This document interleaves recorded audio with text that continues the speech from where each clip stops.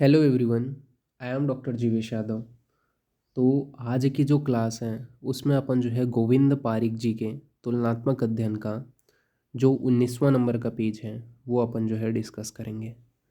तो आज की क्लास जो है वो अपन स्टार्ट करते हैं। तो यहाँ पे आपका जो है 19वां नंबर का पेज में जब अपन आते हैं तो जो गर्भों का जो वर्णोत्पत्ति है उसमें महाभूत का जो संबंध है वो यहाँ पे आपका बताया गया है कि जो गर्भ है उसकी वर्णोत्पत्ति में जो महाभूत है उसका संबंध यहाँ पे आपका बताया गया है, उनको आपको याद रखना है। जैसे कि सबसे पहले आचार्य चरक के अनुसार अपन देख रहे हैं, ठीक है। तो चरक ने मेनली जो है 3 प्रकार के यहाँ पे वर्ण उत्पत्तियाँ बताया है। पहला गौर वर्ण, फिर कृष्ण वर्ण, फिर श्याव वर्ण, ठीक है। तो गौर, कृष्ण, श्याव।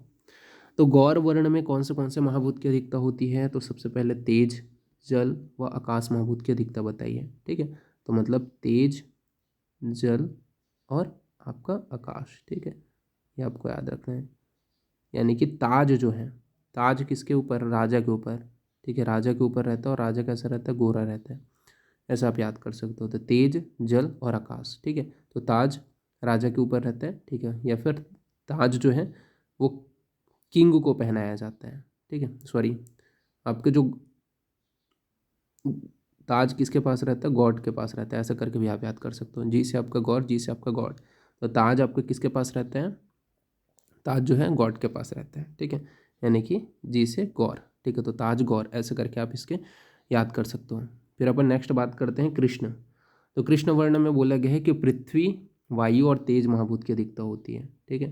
तो पृथ्वी में पृथ्वी, वायु और तेज, ठीक है, इनकी अधिकता किस में होती है? के में होती है, ठीक है। तो आप इसे ऐसे याद कर सकते हो कि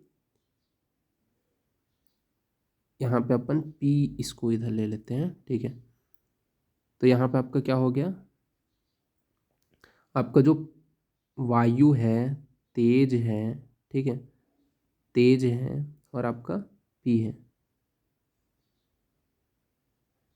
सॉरी, वी, वायु है, पृथ्वी है और तेज है, ठीक है। ये क्या है? मेनली आपका कृष्ण वर्ण का है, ठीक है। तो यहाँ पे आपका जो है वीआईपी, वीआईपी, वीआईपी ऐसा करके याद कर सकते हो। वीआईपी, वीआईपी टी जो है, वीआईपी जो टी है वो क्या है? किंग है, ठीक है। वीआईपी टी जो है वो किंग है। तो वीआईपी टी जो है वो किंग है। तो वी से आपका क्या हो जाएगा? वायु, पी से आपका क्या हो जाएगा? पृथ्वी और टी से आपका क्या हो जाएगा? आपका तेज, ठीक है। और के से आपका कृष्ण, ठीक है। तो वीआईपी टी जो है वो किंग है। ऐसे करके आप इसका कोड बना करके याद कर सकते हो, ठीक है। तो ये आप लोग को समझ में आएगा कृष्ण वर्ण, कृष्ण वर्ण यहाँ पे। फिर उसके बाद में अपन बात करते हैं श्याव वर्ण के विषय में। तो श्याव वर्ण में क्या है आपको याद रखना है, ठीक है। क्या क्या चीज़ याद रखना है? तो यहाँ पे आपको जो है मेनली एक महाभूत को हटा करके आपको बाकी को ऐड कर देना है, ठीक है। तो आकाश हो गया, वायु हो गया, ठीक है। यहाँ पे पृथ्वी हो गया और जल हो गया, तेज हो गया, ठीक है। जल महाभूत यहाँ पे नहीं है, ठीक है। तो आपको जल को हटा करके जल बस नहीं है, बाकी चारों महाभूत यहाँ पे हैं। बाकी सभी महाभूत के स्वरूप जो है मिल करके, ठीक है, तेज जो है, ये जो आपके चारों महाभूत हैं वो मिल करके किसका निर्माण करते हैं? तो श्याव का निर्माण करते हैं, ठीक है। तो ये आपको याद रखना है। तो ये क्या है? आचार्य चरक के अनुसार अपन लोगों ने गर्भ की वर्ण उत्पत्ति देख ली। अब अपन आगे बढ़ते हैं तो सुश्रुत के अनुसार बात कर लेते हैं।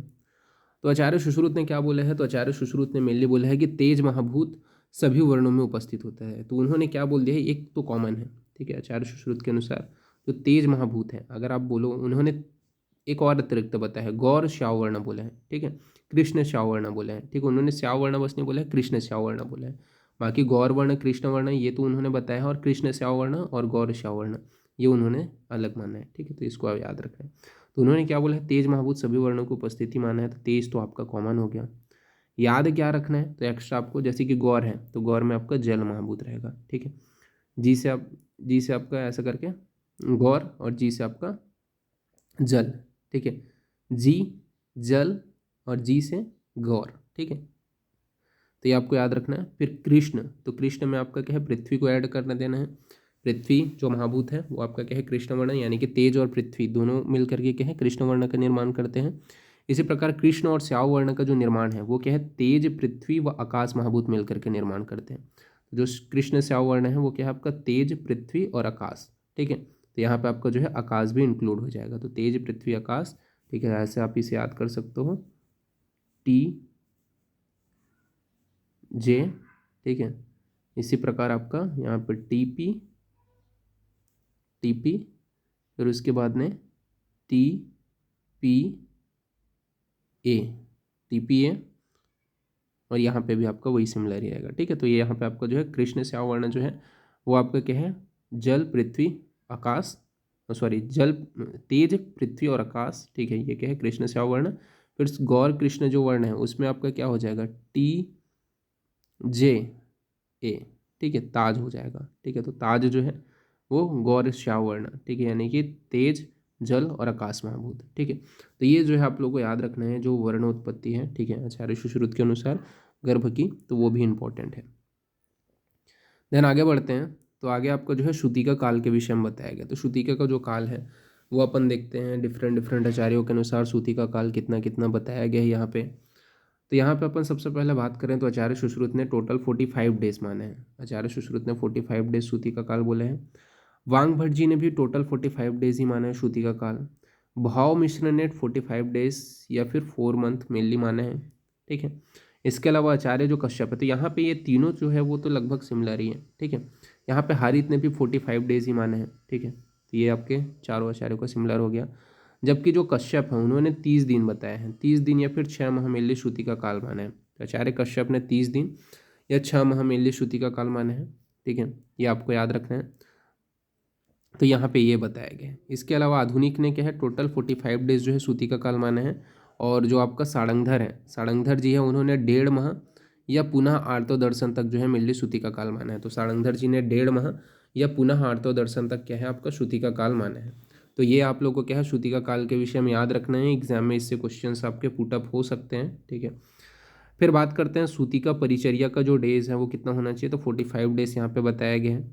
सूतिका की जो धातुएं होती है वो समयावस्था में आ पाती हैं तथा 6 माह पश्चात जो है मेनली जो है मतलब ये पूछा जाए कि सूतिका की जो धातुएं हैं वो समयावस्था में कब आ पाती हैं, तो मेनली 6 माह के पश्चात जो है जो सूतिका है उसकी जो धातुएं हैं वो समयावस्था में आ पाती हैं। तो ये आपके सूतिका काल के विषय में यहाँ पे आपका बताया गया है, तो इसको आपको याद रखना है। देन आगे बढ़ें, तो यहाँ पे आपका जो बोला गया है वो आपका गुड़ हरितिकी के विषय में किसने बोला है। तो गुड़ हरितिकी के विषय में कौन से डिसीज में आपका वर्णन देखने को मिलता है। तो आचार्य चरक ने गुड़ हरितिकी का जो वर्णन है वो अर्श की चिकित्सा में बताया, ठीक है। गुड़ हरितिकी का जो वर्णन है आचार्य जो चरक उन्होंने अर्श के विषय में बताया है, जबकि आचार्य सुश्रुत ने वात रक्त की चिकित्सा में जो है मेनली गुड़ हरितिकी का वर्णन किया है। तो ये चीज़ याद रखना एग्जाम के लिए इंपॉर्टेंट है कि गुड़ हरितिकी का जो वर्णन है आचार्य चरक ने क्या है अर्श की चिकित्सा में बोले हैं, जबकि आचार्य सुश्रुत ने वात रक्त की चिकित्सा में बताया है। इसी प्रकार आपका इंद्रयूधा जलौका से दष्ट होने पर जो रोग उत्पन्न होता है वो क्या है असाध्य होता है। ये जलौका के विषय में बताया गया कि इंद्रयूधा नामक जो जलौका है उससे अगर किसी को दंश लग गया दष्ट हो गया तो वो जो रोग होगा वो असाध्य होगा। जलौका को रक्त मोक्षण के बाद होने वाला रोग कौन से हैं। तो आचार्य सुश्रुत ने इंद्रमद बताया है। इंद्रमद नामक जो रोग है वो जलौका को रक्त मोक्षण के बाद में हो सकता है। तथा वांग भट्ट जी ने रक्तमता बताया है। रक्तमता किसने बताया है। तो आचार्य वांग भट्ट जी ने बताया है। तो ये याद रखना है कि जलौका को रक्त मोक्षण के बाद होने वाला रोग कौन सा है। तो सुश्रुत के अनुसार इंद्रमद और वांग भट्ट के अनुसार रक्तमता, ठीक है, ये आपका बताया गया। तो ये आप लोग को याद रखना है। देन आगे बढ़ें, तो आगे आपका क्या बोला गया है कि तो ओज के विषय में बताया गया है। तो ओज जो है, ठीक है, उसके विषय में अपन यहाँ पे थोड़ा डिस्कस करते हैं। ये आपका आज का लास्ट टॉपिक है, ठीक है, ओज। तो ओज जो है वो सर्व शरीर में व्याप्त होता है। ये कौन बोला है। तो आचार्य सुश्रुत ने बोला है सर्व शरीर में व्याप्त होता है ओज। ये किसने बोला है। तो आचार्य सुश्रुत ने बोला है। इसके अलावा हृदय में स्थित होता है। ये किसने बोला है। तो आचार्य चरक तथा वांग भट्ट जी ने मेनली ओज का जो है स्थान कहाँ पे बताया है, हृदय में बताया है। चरक तथा वांग भट्ट जी ने हृदय में जो है जो आपका ओज है उसके स्थान बताए हैं। जबकि अष्टांग संग्रह ने ओज को क्या है शुक्र का सार कहा है। तो आचार्य अष्टांग संग्रह ने मेनली जो है आपका क्या है ओज को शुक्र का सारतम भाग बोला है। अष्टांग हृदय ने मेनली जो ओज का शुक्र है, ठीक है, मतलब ओज जो होता है वो शुक्र का मल है ये बोला है। तो ये याद रखना अष्टांग संग्रह के अनुसार जब पूछा जाए ओज किसका है, शुक्र का खालिस्तान भाग होता है ओज, तो आपका सारतम भाग होता है। जबकि अष्टांग हृदय ने मल वाला जो भाग है, ठीक है, शुक्र का मल जो भाग है वो उसे ओज की संज्ञा दी है। जबकि डलहन ने मेनली जो है ओज को शुक्र का स्नेह कहा है। तो डलहन ने मेनली ओज को शुक्र का स्नेह माना है। जबकि आपके सारंगधर जी हैं, तो सारंगधर ने मेनली क्या बोले हैं, जो ओज होता है वो शुक्र का उपधातु होता है, ये आचार्य सारंगधर ने बोले हैं। तो सारंगधर ने ओज को शुक्र का उपधातु बोले हैं। जबकि आचार्य जो चक्रपाणी हैं, तो चक्रपाणी ने क्या बोले हैं, ओज के दो भेद बताए हैं, पर ओज तथा अपर ओज। आचार्य जो चक्रपाणी हैं उन्होंने पर तथा अपर ओज दो ओज के भेद बताए हैं। और डलहन ने मेनली ओज व बल में अंतर किया है, ठीक है, ओज अलग होता है बल अलग होता है, ठीक है, वो मेनली डलहन ने अंतर बताया है। तथा आचार्य कश्यप ने ओज को सर्वप्रथम पंचरस कहा है, तो कश्यप ने क्या बोले हैं, सर्वप्रथम पंचरस कहा है। तो ये आपको याद रखना है कि डिफरेंट डिफरेंट आचार्यों ने ओज के विषय में क्या क्या संदर्भ यहाँ पे अपना जो है व्यक्त किया है, वो आपके एग्जाम पॉइंट ऑफ व्यू से इंपॉर्टेंट है, ठीक है, एग्जाम में पूछा जा सकता है। देन सवाल रहा इस नोट्स का पासवर्ड के विषय में, तो इस नोट्स का जो पासवर्ड है वो मैं आपका यहाँ पे बता देता हूँ। जैसे सूती का परिचर्या जो है वो आपका क्या है, तो सूती का परिचर्या यानी कि सूती का परिचर्या आपका 45 डेज का होता है, ठीक है, ये आप लोग को याद रखना है, ठीक है, सूती का परिचर्या 45 डेज के यहाँ पे बताया गया है। और जो गुड़ हरितिकी है, ठीक है, उसका जो वर्णन है वो अर्श की चिकित्सा में है, ठीक है।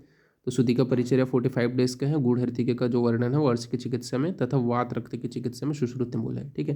तो यहाँ पे आपका जो पासवर्ड रहेगा S45GAV, ठीक है, कैपिटल में आपको लिखना है बिना स्पेस दिए, ठीक है। तो आज का जो लेक्चर है वो यहीं पे आपका एंड होता है।